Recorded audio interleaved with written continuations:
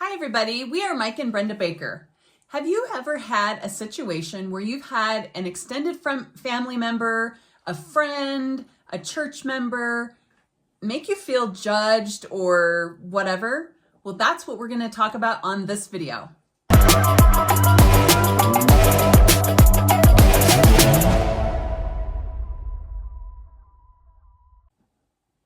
Right now. So we're actually going to touch a couple different aspects of what do you do when you're rejected by extended family, meaning in-laws, brothers, sisters, parents, take your pick. Anybody outside of your immediate home. So this is probably the single biggest thing. So because you're experiencing it, you want other people to experience it. We all have seen it.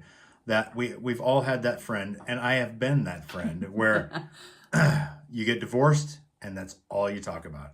And when people see you coming, they're just like, oh. Right?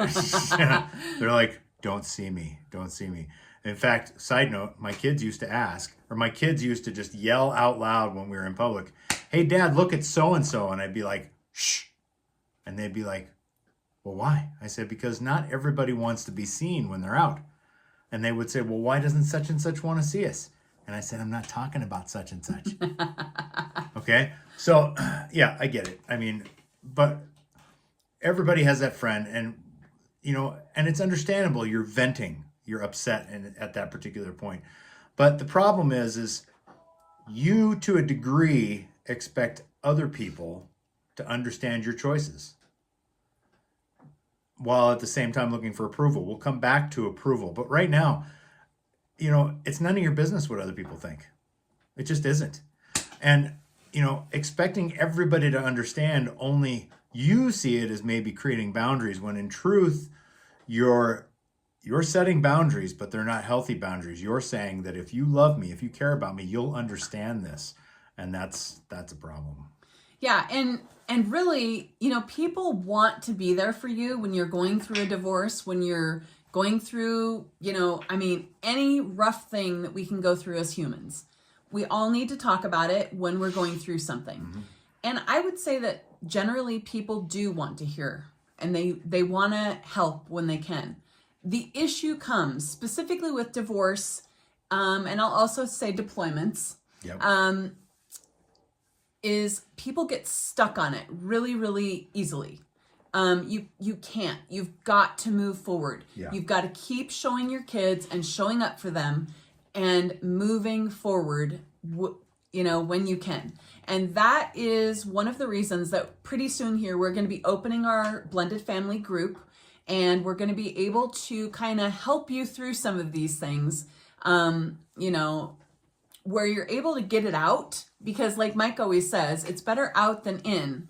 But, people don't understand what you're going through unless they've been through a divorce or a really nasty breakup. But that's really not even the same as a divorce, because especially when you have kids, there's a whole other layer to everything, wouldn't you say? Yeah, absolutely.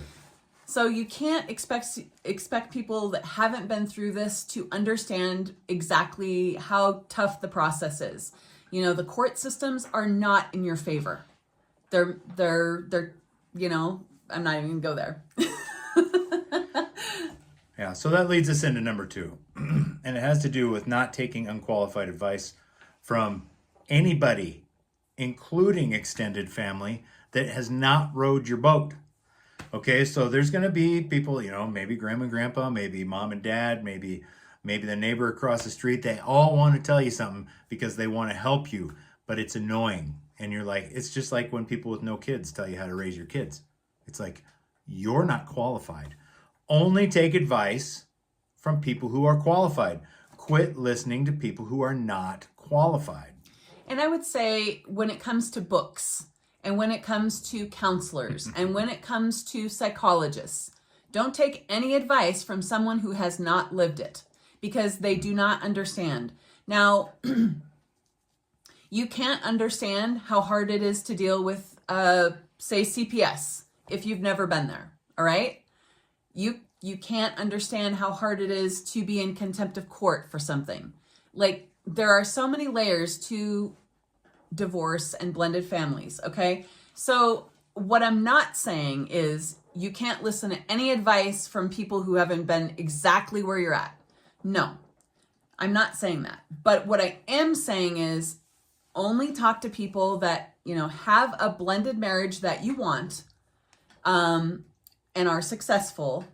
Now, remember, not everybody airs their problems with everybody else. And, Mike and I can usually pick people out and, as to whether or not they have a good marriage, because we've worked with so many people over the years. And so we know what the signs are, and we've had our own issues. So, we're just very real about what couples struggle with. But when you take advice, make sure you check the source.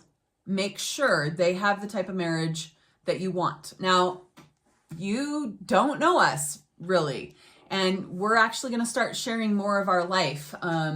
We just went on our 29th anniversary trip, and so you've probably already seen it, but if you haven't, go back and watch that. You'll get to kind of see who we are as people and that sort of thing. So just a side note, CPS is Child Protective Services. Oh, I know that CPS doesn't go by the same thing in every state. That's true. So I just want to make sure we're clear. And those are the people who want to come in and take your kids. That's who CPS is. Yeah. So the other thing, now I know Brenda told you that we can usually tell, and your heads are already cranking. And I'll cover it a little bit since we are on point number 2, which is don't take unqualified advice. So when you're looking for people with fruit that you want, that's scriptural, right? For the tree is known by its fruit. Okay.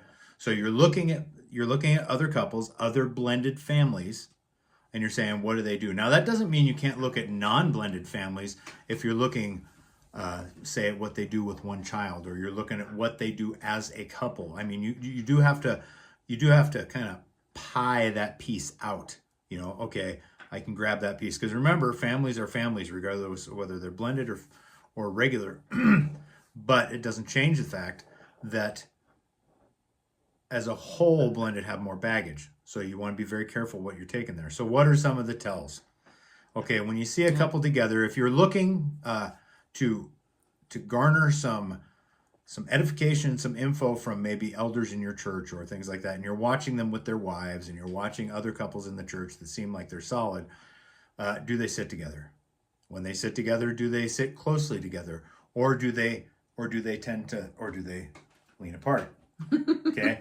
Do they sit together yet not touch?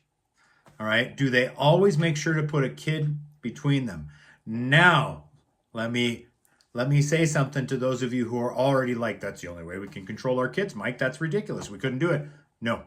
We had 5 boys, and those 5 boys sat 3 on one side, 2 on the other. We never separated for them. Teach them how to do it. It's up to you. It's not, that's the only way I can manage them. That's the only way that you've taught yourself to manage them. Learn a different way, okay? So, but other things to watch. How does the husband talk to the wife? How does the wife talk to the husband?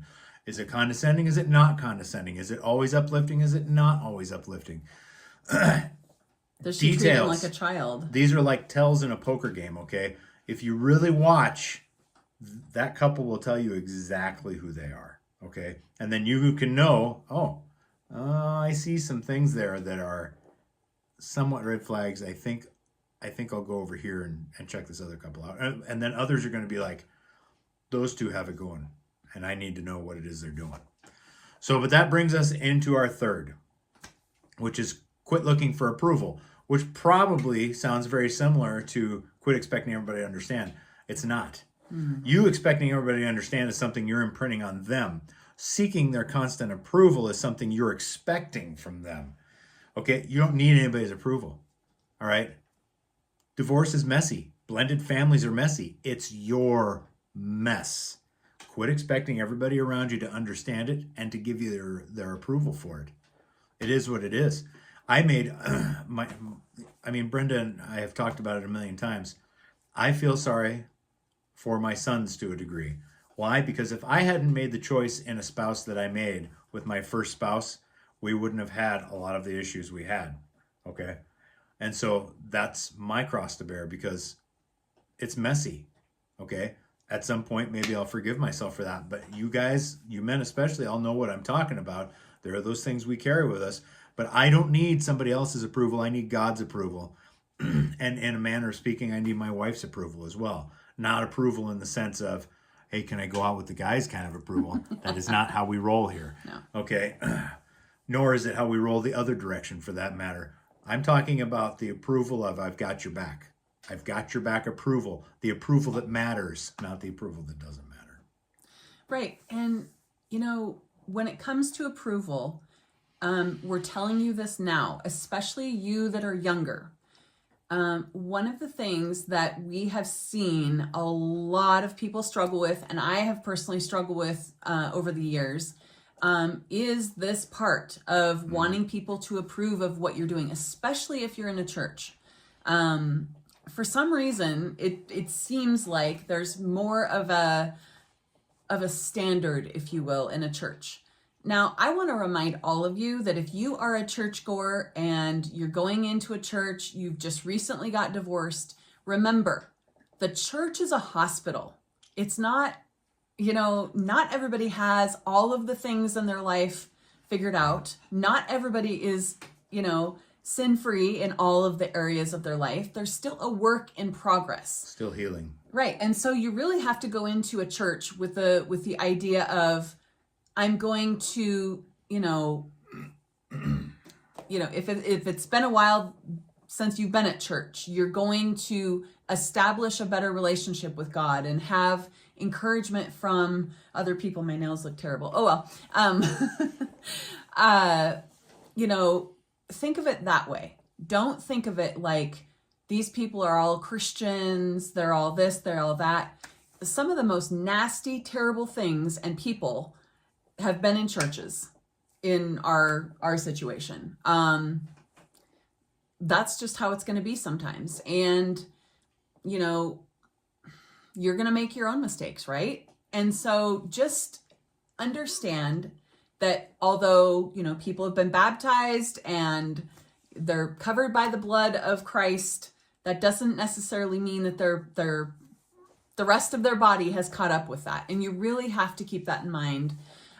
Because I hear far too many people say, oh, such and such hurt me, I'll never go to a church. Well, it's not God's fault that someone else hurt you because they weren't healed in some ways.